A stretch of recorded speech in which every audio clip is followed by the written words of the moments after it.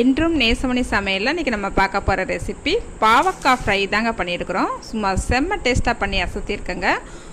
பெரியவங்கலேருந்து சின்னவங்க வரைக்கும் ஒரு சிலருக்கு இந்த பாவக்காய்னால பிடிக்காதுங்க.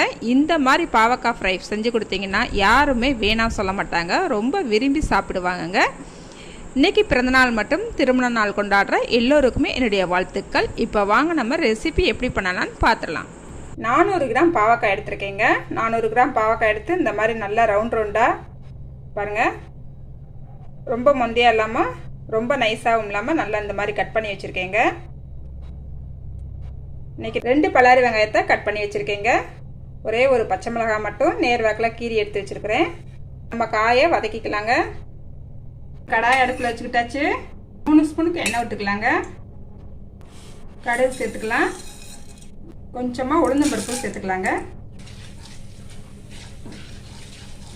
பாருங்கள், கடுகு வெடிக்க ஆரம்பிச்சிருச்சு. நம்ம வெங்காயத்தை சேர்த்துக்கலாம்.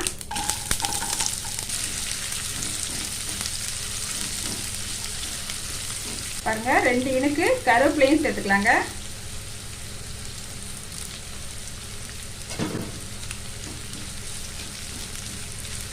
வெங்காயத்தை 1 செகண்ட் வதக்கினா போதுங்க. இப்போ பாவக்காய் சேர்த்துக்கலாம். நல்லா கலந்து விட்டுக்கலாங்க. பாவக்காய் நம்ம சேர்க்கும் போது அதிகமாக தெரியும், வதங்கினா பிறகு கம்மியாயிருங்க.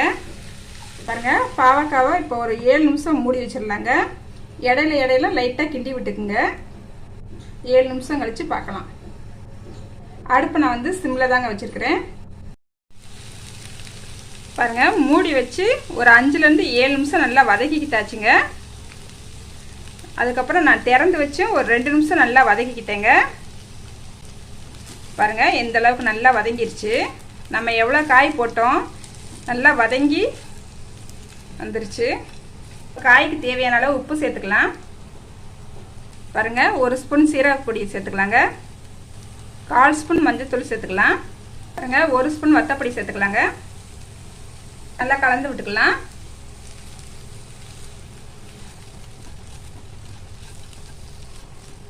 மசாலா சேர்த்தா பிறகு ஒரு 1 நிமிஷம் மட்டும் நல்லா திறந்து வச்சு வாக்கிலே நல்லா வேக விட்டுறலாங்க.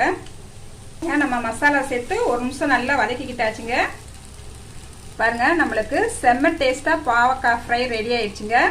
பாருங்க, பாவக்காவே சாப்பிட மாட்டேன்னு சொல்கிற குழந்தைங்களுக்கு கூட இந்த மாதிரி நீங்கள் செஞ்சு கொடுத்தீங்கன்னா ரொம்ப சந்தோஷமாக சாப்பிடுவாங்கங்க. அதே போல் இது சாம்பார் சாதம், தயிர் சாதம், அது எல்லாத்துக்குமே செம்ம டேஸ்ட்டாக இருக்குங்க. பாருங்க, இது போல் பாவக்காய் ஃப்ரை நீங்களும் உங்கள் வீட்டில் ட்ரை பண்ணி பாருங்க. ட்ரை பண்ணிவிட்டு எப்படி வந்துச்சுன்னு கமெண்ட்டில் சொல்லுங்கள். லைக் பண்ணுங்கள், ஷேர் பண்ணுங்கள். மறக்காமல் வீடியோ பார்க்குற எல்லோருமே என்னோட சேனலை சப்ஸ்கிரைப் பண்ணிக்கோங்க. பாய். அடுத்த ரெசிபியில் பார்க்கலாங்க.